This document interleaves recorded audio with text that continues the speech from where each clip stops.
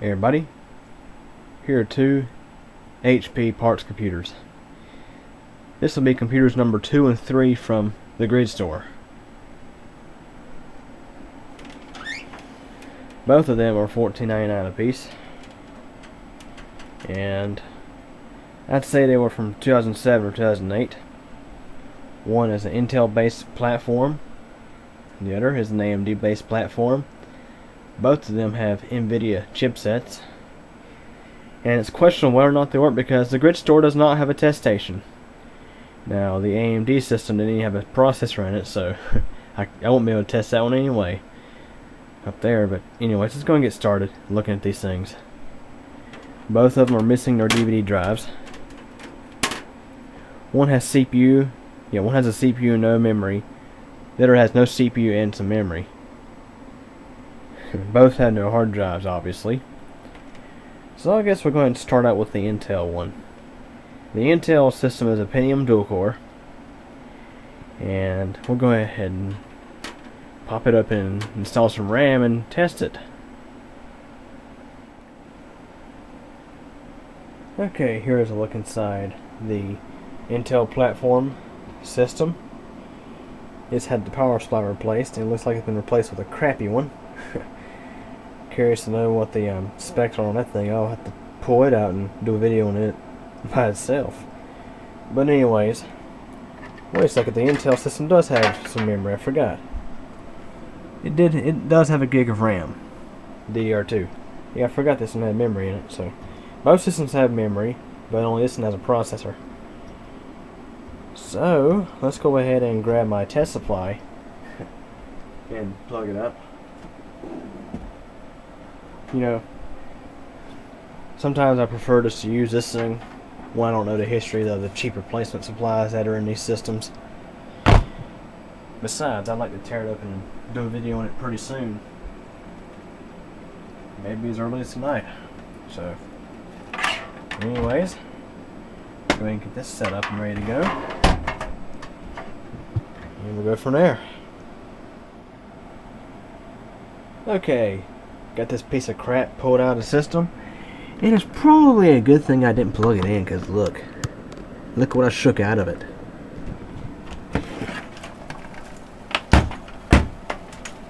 Yeah, this is gonna make a heck of a good video when it comes time for me to open this thing. Yeah, look at this piece of crap. Barely got any weight to it all. The Chief Max unit there that I put into the TV box weighs a lot more than this thing. And yeah, that's gonna make a heck of a good video. So let's see if this cheap thing here took out the motherboard. Let's go ahead and plug up power and we'll get to it. Okay, just got the power supply plugged in. Let's go ahead and see if this thing has any life.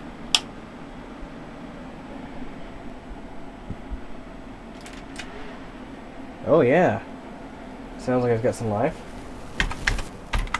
See if my KVM switch is going to work today. There it goes. Yes, it has life. So it tells me all we had this thing was probably a screwed up power supply. Let's go into the setup utility. No drives installed, but we do have a working motherboard with this thing.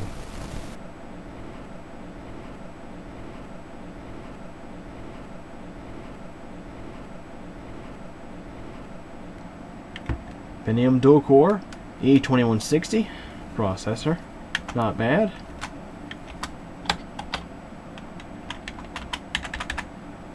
So basically, I'll go ahead and put that third white label hard disk drive I have into this thing, and slap in a DVD drive and an extra gig of RAM. I think this will be a good system to go. So now we're going to move on to the second machine.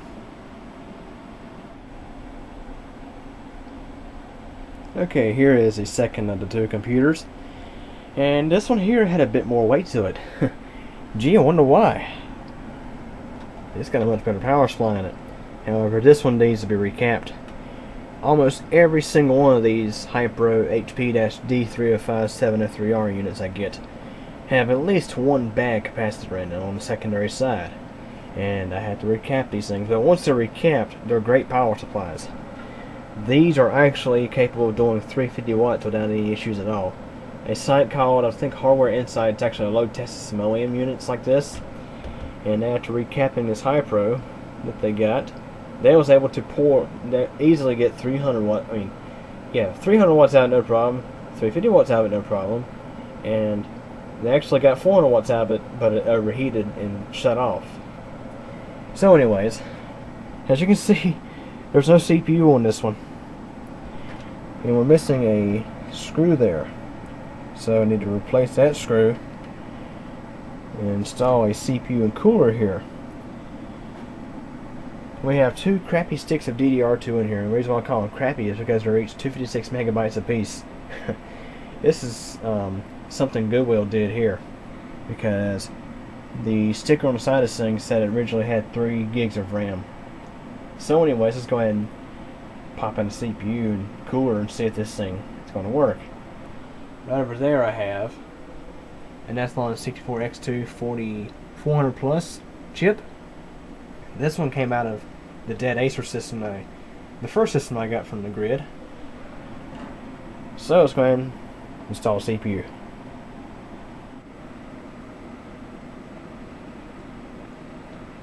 Okay everybody, now you see I have a motherboard sitting on a table here. Well, that's the motherboard out of that part system. Anyone wonder why is the motherboard out of it all of a sudden? That's because some real winner up there at the grid thought it would be a cool idea not only to take out the CPU and the cooler, but also half of the retention bracket. So in order to get a new one installed, I had to take the board out of the case to install the freaking thing, because I could not get the screws to thread into the back piece, which is like laying inside the case. So had to pull the motherboard out. So now be on to installing the cooler. Okay, but I'm going to be testing this motherboard outside the case, just like it sits. Why?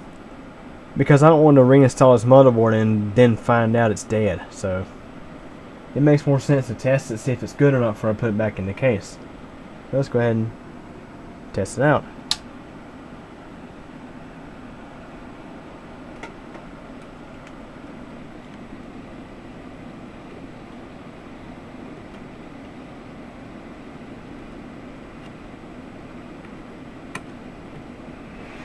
There we go. Had to find the right one. And it's good.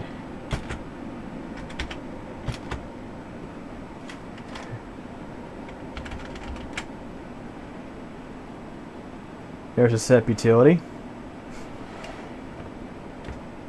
Yeah, both motherboards are good. So yeah, out of both systems, it sees our CPU.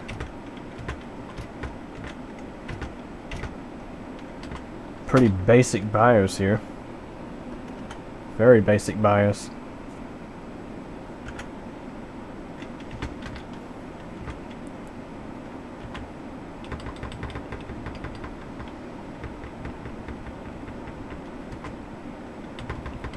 Yep, pretty basic BIOS here, but anyways, I'd say I got money's worth out of both these computers.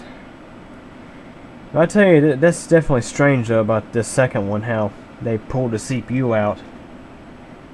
Yeah, pulled out the processor cooler, and half of the retention bracket. When the motherboard was fine. Yeah, I'm sure the power supply in that machine is fine too. Just needs a recap. So anyways,